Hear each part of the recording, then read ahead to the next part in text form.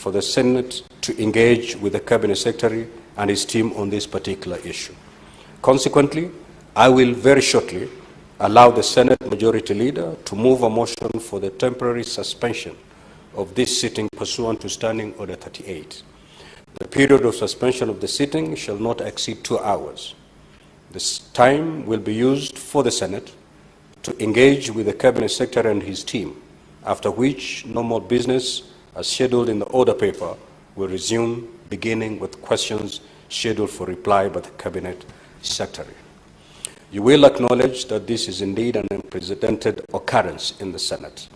It is, however, necessary that this route is taken to allow for the necessary flexibility to get a report on the concrete action being undertaken by the Cabinet Secretary and his team for the senators to effectively interrogate the matter. During the session with the Cabinet Secretary and his team, the proceedings will be open. Media access will be granted, and so is the live broadcasting of the session. Accordingly, the Hansard editor is directed to prepare a special report thereon. So, Majority Leader, you may now proceed to move the motion. Mr. Speaker, I rise to move the following motion, which is a temporary suspension of a sitting pursuant to Standing Order number 38. That pursuant to Standing Order number 38.1, the Senate do suspend its proceedings for not more than 2 hours in order to allow senators to efficiently interrogate the Cabinet Secretary for Interior and National Administration, the Inspector General of Police, the chairpersons of the Independent Police Oversight Authority, IPOA, and of the National Police Service Commission regarding the safety and the well-being of arrested persons in police custody, and in particular the circumstances surrounding the death of Albert Ojwang. Yesterday afternoon, Mr. Speaker, we made a resolution as a House, and I must really appreciate you, Mr. Speaker, for accommodating the views of senators when we say that we must not only appear to be doing something, but we actually must do something. Honorable colleagues, the country looks up to us at such a time as this, where a 31-year-old young father was picked up by people known to be law enforcement officers and subsequently booked into a police station, and then the report gets hazy after that. The next thing we know, the young man is lying at a morgue. Mr. Speaker, if there was ever a time that we needed to rise to the occasion as a House and ensure that we do justice for the people that we represent in this House, this is such the time, Mr. Speaker. And therefore, we have made this request that you allow us, Mr. Speaker, to break from the normal session where we will ask the Cabinet Minister seated there to just respond to us. But because there are other people that we want to hear from, Mr. Speaker, particularly the chairperson of IPOA, Mr. Speaker, because there have been one too many deaths of civilians in the hands of police officers, Mr. Speaker. And those circumstances have been documented here. Members have raised statements with many such instances, Mr. Speaker.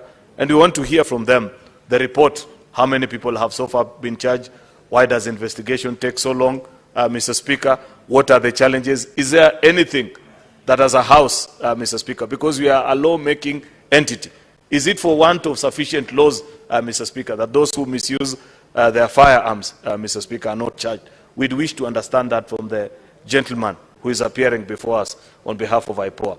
We have the Police Service Commission chairperson. This is an entity created by statute, Mr. Speaker, to handle issues of discipline, promotion, and whatnot, Mr. Speaker, in the police service. And there are many questions that arise, in particular on the conduct of police officers, Mr. Speaker. And it will be important that the Senate, on behalf of the country, is made aware of how many such incidents have been reported and what are they as a police service doing about it. There are many things that this House has raised in the past, Mr. Speaker, on the conduct of police, which this morning we finally have the opportunity to listen to. But more particularly, Mr. Speaker, is this death that has struck the conscience of the nation and brought everybody all out, any Kenyan of goodwill, to want to know what really happened. And you know, Mr. Speaker, like I observed just as a last comment, because I don't want to take time, want to listen to the people that are appearing before us, Mr. Speaker, we were reminded yesterday that when we had the unfortunate demise of one of our colleagues, there was such serious attention to that particular matter that almost on an hourly basis, we were being briefed as a country of what happened.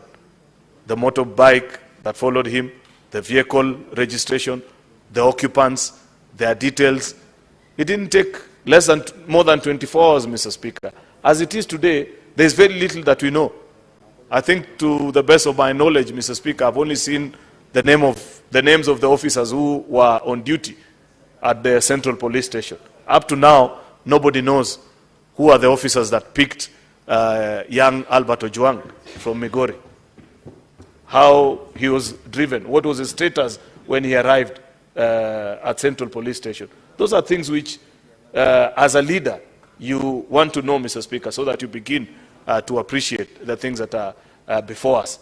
It is important to also hear from the Police Service Commission, Mr. Speaker, because there is a particular complex matter of the Deputy Inspector General, Mr. Speaker. Mr. Langat is a gentleman I know, a very diligent officer, but he finds himself in a situation that I don't envy. When you're the deputy of an institution and you make a complaint, which is the right thing to do, that when you feel your rights have been violated, you make a complaint. But unfortunately, the situation gets complicated by the fact that officers who report to him went and picked this particular young man, and that particular young man died under very mysterious circumstances. Mr. Speaker, it would have been neater if it was up to me to advise Mr. Langat that nobody has said that you're guilty, but for the country to appreciate, and for myself, even as your friend, to appreciate and be clear of my conscience that what really happened, that you step aside until investigations are concluded, Mr. Speaker, so that we appreciate and we know what really happened. Otherwise, as it is, no person of good conscience, even if you are to remain and stand firm and the things that are being said about it, absolving you, but that is just, it's not in my place. It's the chairperson of the Police Service Commission to tell us how such matters are to be handled, Mr. Speaker. If it was a separate institution that was handling, then by very well reporting and making reports, Mr. Speaker, about what happened, people will have appreciated that he did the right thing. I don't want to indulge, Mr. Speaker, into the pros and the cons of what is before us, Mr. Speaker. What is important is senators to take this time to appreciate what is before us, a very solemn moment for the country, and for the country to watch and listen and get to learn. With those very many remarks, Mr. Speaker, I beg to move this motion and request the Senator for Kitui, the Deputy Leader of Minority, to second.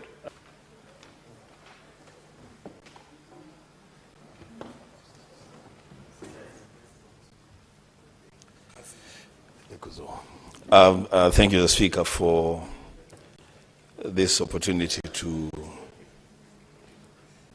second the motion as moved by the Majority Leader of the suspension of debates to listen to and interrogate the CS in charge of security, the chair of the National Police Service, the chair of IPOA, and the Inspector General of Police on matters in security, and specifically the murder of Albert Omondi Ojwang. Mr. Speaker, one person that is glued on their television this morning is the father of Albert. We have an opportunity that perhaps he doesn't have. Whatever it is that you're going to do, Mr. Speaker, when those officers appear before us, we must know that our first responsibility is to the father of Albert to get answers for him. Who killed his son? And why was that son killed? Mr. Speaker, I think if we can achieve that within the first 20, 30 minutes, we'll begin the process of closure for a father who is mourning his son. The Speaker, there are children, school children in Taita Taveta who are glued on their televisions and they want to know who killed their teacher and why their teacher was killed. Speaker, these are very, very heavy assignment that we have today. We must, all of us, rise to the occasion, Mr. Speaker, and transact this matter in the most objective way that we can ever do.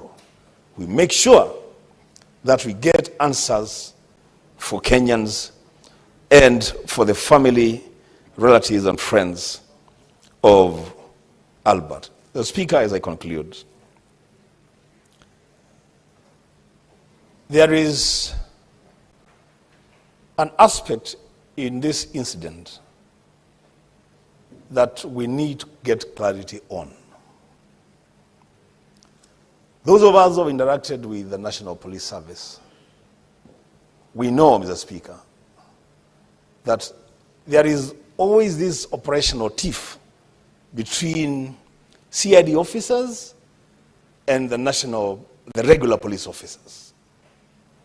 You know, the CID officers don't have cells of their own. So they arrest whoever they arrest, and they book them in cells in police stations. The Speaker, the officers that arrested Albert,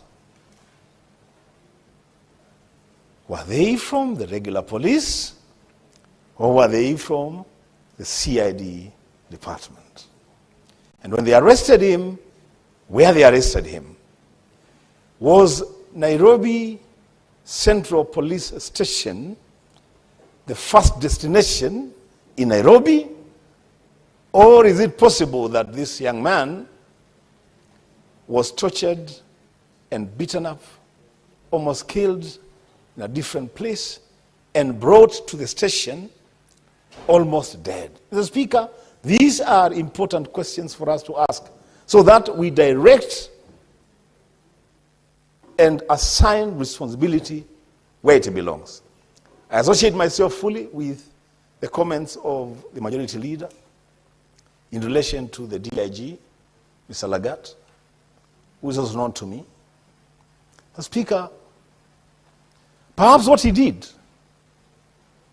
in reporting harassment, perhaps the reporting was the right thing to do. It is the right thing to do. To report that I feel harassed, somebody is really attacking me. That's the right thing to do. But what followed after that, Mr. Speaker? And for purposes of closure, for purposes of bringing calm in the country, perhaps what the DIG should have done by now is to say, I acted in good faith, and as a demonstration of that good faith and continuation of that good faith, I'm leaving office. Let investigations continue. If I'm found culpable, I should be taken to court. If I am exonerated, I go back to service because I did the right thing. That is how you bring closure to a matter like this. The Speaker, my whip is telling me we need to start, and I agree with him. With those many remarks, the Speaker, I second.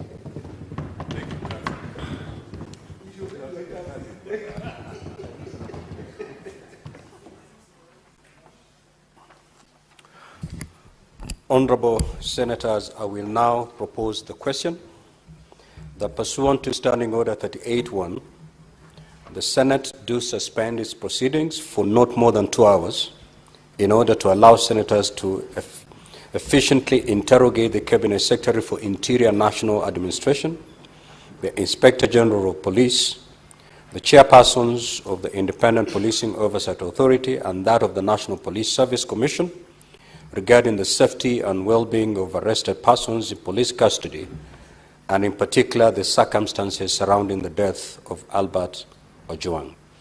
Now, Honorable Senators, this is a procedural motion. We need not debate on it. With your concurrence, I may proceed to put the question. Thank you. I will therefore proceed to put the question. That pursuant to Standing Order 38.1, the Senate do suspend its proceedings for not more than 2 hours in order to allow senators to efficiently interrogate the Cabinet Secretary for Interior and National Administration, the Inspector General of Police, and the chairpersons of the Independent Policing Oversight Authority and that of the National Police Service Commission regarding the safety and well-being of arrested persons in police custody, and in particular the circumstances surrounding the death of Albert Ojwang. Will as many as of that opinion say aye? Aye. Will as many as of the contrary opinion say nay? The ayes have it.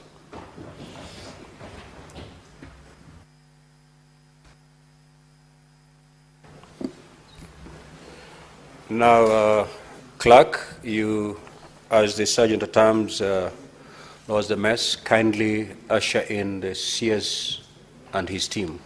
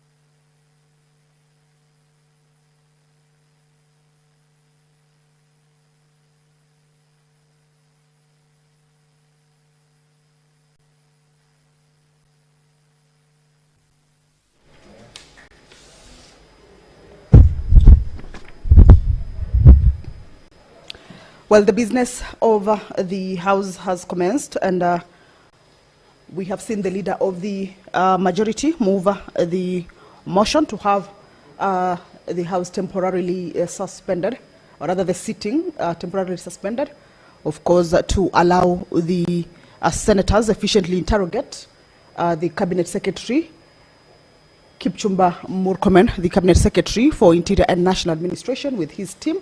Right now, what we are waiting for is for them to be ushered in. We have seen the Sergeant at Arms setting up the stand that is right at the entrance of the Senate chambers. That is where the team or the security personnel that will be appearing before the Senate this morning will be taking their positions. The communication from the Speaker indicated that this will be a live broadcast. Of course, the media is also allowed in to be able to follow up on the proceedings. That is the Cabinet Secretary taking his position, the IG, and once the Cabinet Secretary and his team have taken their positions, then the proceedings will continue. We have seen the mess being covered. That is, if the House is the sitting is suspended, normally the mess is covered, and that gives room for the Cabinet Secretary and any other person aside from the senators to be able to walk into the chamber and sit the positions that have been set aside for them to be able to work on the business that has led to their appearance before the Senate. Remember, this morning, as is the tradition, the Cabinet Secretary would have appeared for questioning, but arising from the concerns on the death of Albert Ojwang in police custody that has seen public uproar, the Senate, in a resolution, decided to invite the Cabinet Secretary, the Inspector General of Police, the chairpersons for Independent Policing Oversight Authority, as well as the National Police Service Commission chairperson, to come and shed light on the circumstances under which Albert Ojwang lost his life. Remember, he had been arrested from Homa Bay County and was transferred all the way to Nairobi. And these are questions that not just the members of the Senate would want to understand or get answers to, but the public as well, and also the family of the late Ojwang. So this is a session that will see the members of the Senate, on behalf of the public, seek answers to the concerns. Once the House is ready to commence this particular business, of course, we shall be able to let you in to listen and follow on the proceedings. But we understand that this particular business. Okay, allow me to hand you over to the proceedings.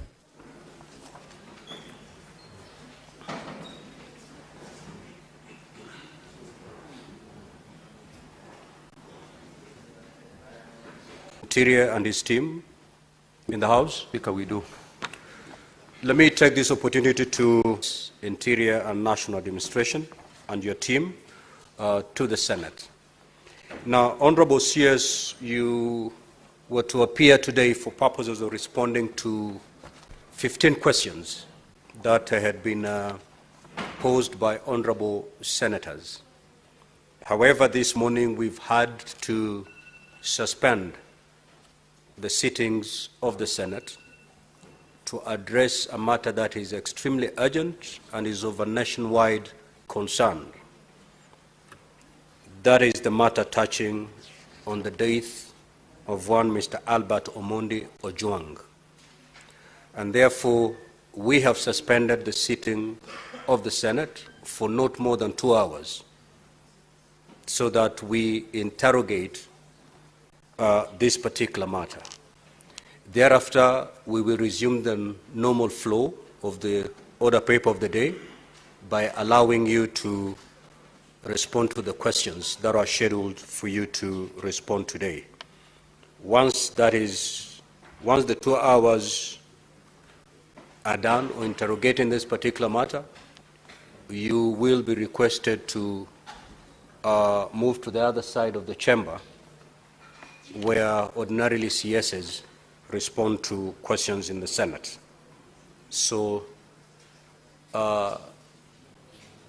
yesterday I did direct that the CS appears with the Inspector General, with the chairperson of the National Police Service Commission, and also the chairperson of the Independent Policing Oversight Authority. Can we have a confirmation